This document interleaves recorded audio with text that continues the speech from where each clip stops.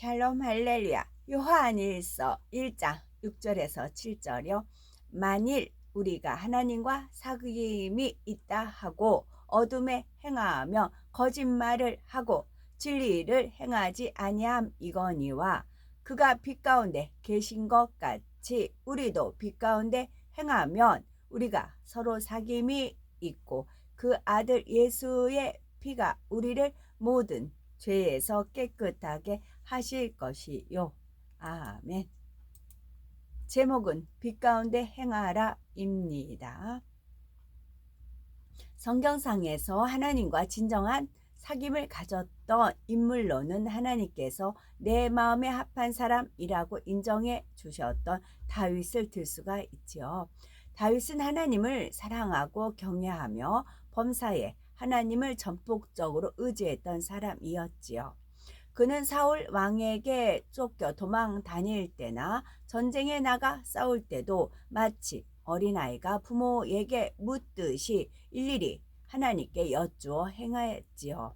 하나님께서도 이러한 다윗에게 너무나도 자상하고도 상세하게 알려주셨으므로 다윗은 가는 곳마다 승승장구할 수가 있었답니다.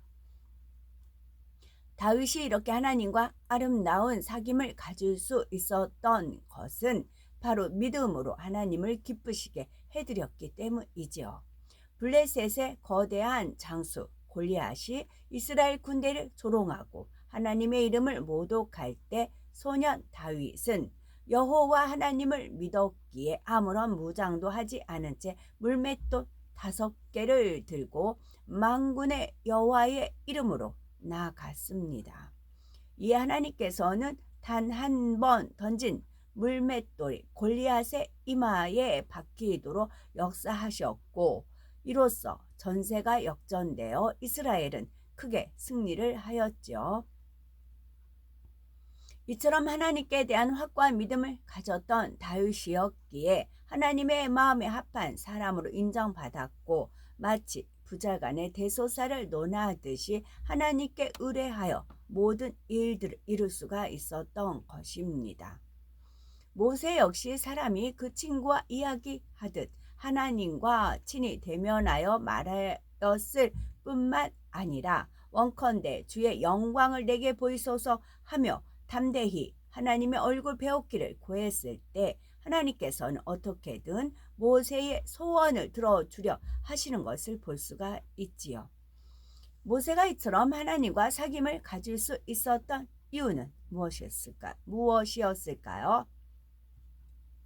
하나님께서 우상을 만들어 섬긴 이스라엘 백성들을 진멸하시고 대신 모세를 통해 큰 나라가 되게 하리라고 말씀하셨을 때 모세는 그들의 죄를 사해 주시기를 간절히 구하며 그렇지 않사오면 원컨대 주의 기록하신 책에서 내 이름을 지워버려 주옵소서 합니다.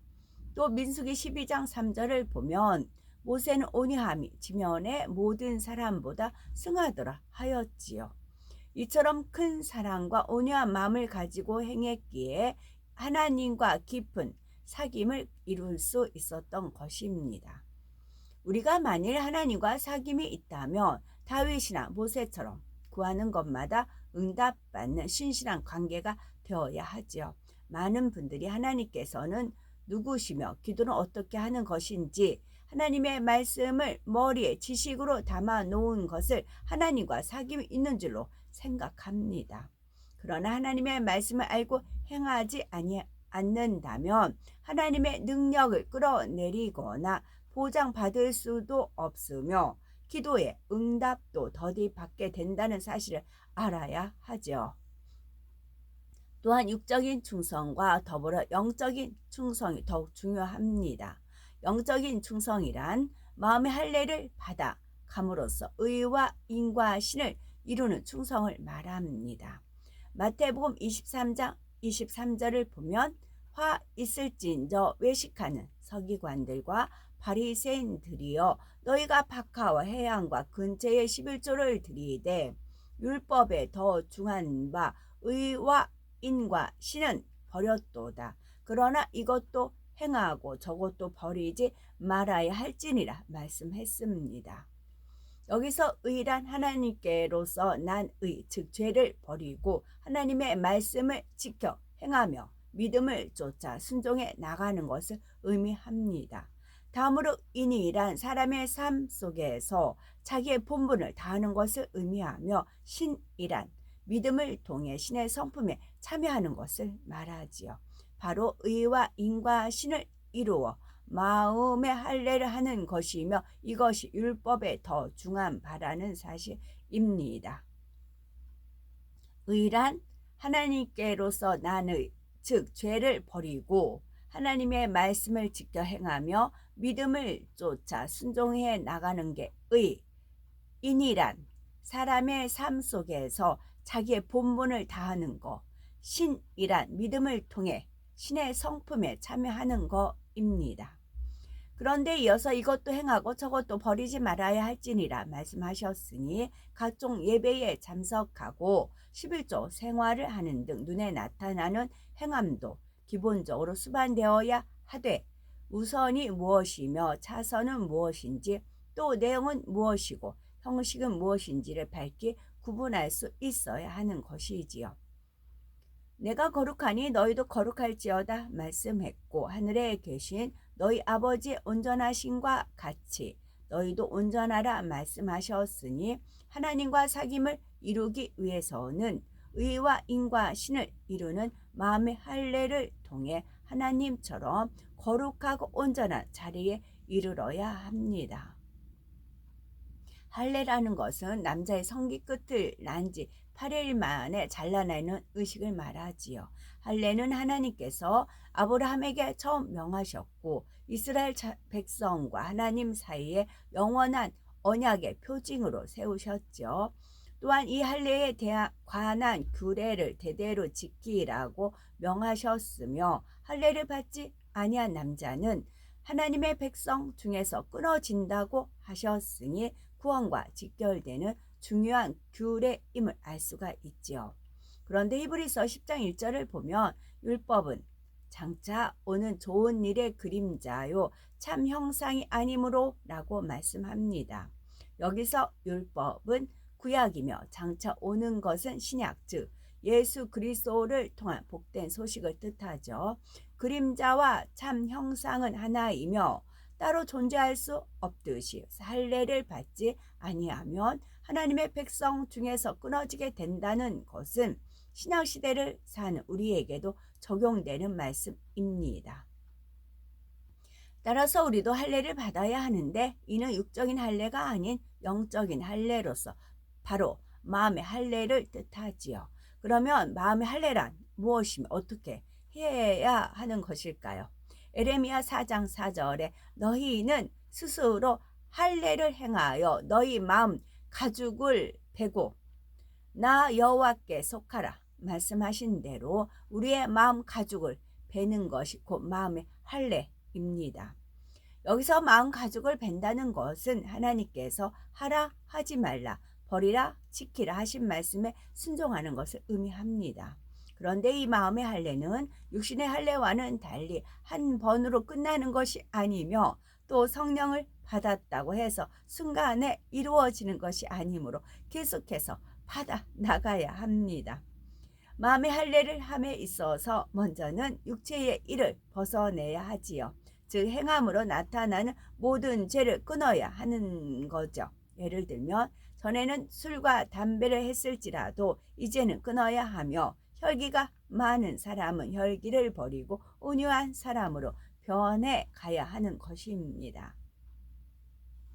이처럼 행함으로 나타나는 죄를 벗는 다음에는 마음에 내재되어 있는 죄성, 곧 미움, 시기, 질투 등 육신의 일을 벗어야 합니다. 불같은 기도와 금식을 통한 나의 노력과 더불어 성령의 도우심으로 하나님의 능력을 힘입을 때 부모로부터 이어받은 근본 기 속에 있는 죄성까지도 모두 빼낼 수 있습니다. 그리하여 육신 자체를 뿌리째 뽑아낼 때 육신의 생각 또는 깨끗이 사라지게 되니 육신의 생각 또한 깨끗이 사라지니 비로소 내 안에서 그리스도의 향기가 나오게 됩니다. 그 다음은 하나님 보시기에 악을 벗어내야 합니다. 자기 보기에 의, 자기적인 틀 등이 여기에 속하죠. 즉 자신이 보기에는 옳다고 여겨지지만 하나님 보시기에 옳지 않고 악이 되는 것들이 있습니다. 예를 들어 예수님께서 잡히시던 날 밤 베드로가 대제사장의 종 말구의 귀를 저어서 떨어뜨린 일이 있습니다. 이는 스승을 지키고자 하는 마음에서 나온 행동이었지만 하나님 보시기에는 옳지 않은 일이었지요. 이처럼 나 보기에 옳아도 하나님께서 옳지 않다 하시는 것들이 얼마든지 있을 수 있으니 이런 부분까지 철저히 발견하여 벗어내야 하는 것입니다. 7절에 보니까 저가 빛 가운데 계신 것 같이 우리도 빛 가운데 행하며 우리가 서로 사귐이 있고 그 아들 예수의 피가 우리를 모든 죄에서 깨끗하게 하실 것이요 라고 말씀했습니다.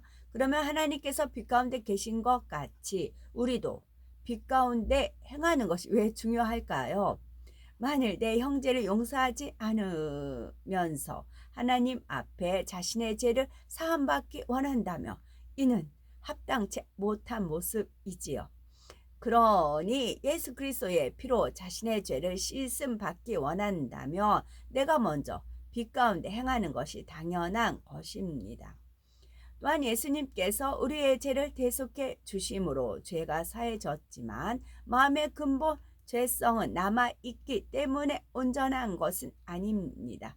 그래서 주님께서는 우리가 양심에서조차 부끄러움을 느끼지 않도록 하시기 위해 마음의 할례를 명하신 것이지요.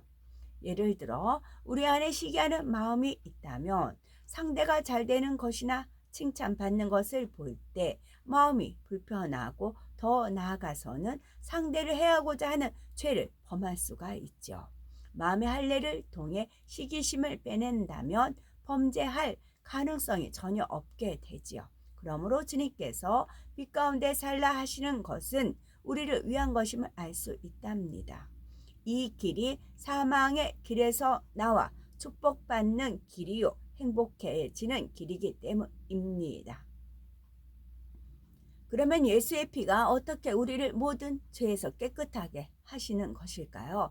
요한복음 6장 53절 54절을 보면 인자의 살을 먹지 아니하고 인자의 피를 마시지 아니하며 너희 속에 생명이 없느니라. 내 살을 먹고 내 피를 마시는 자는 영생을 가졌고 마지막 날에 내가 그를 다시 살리리라 라고 말씀하셨습니다. 여기서 인자는 예수님을 가리키며 인자의 살은 곧 하나님의 진리 말씀이지요.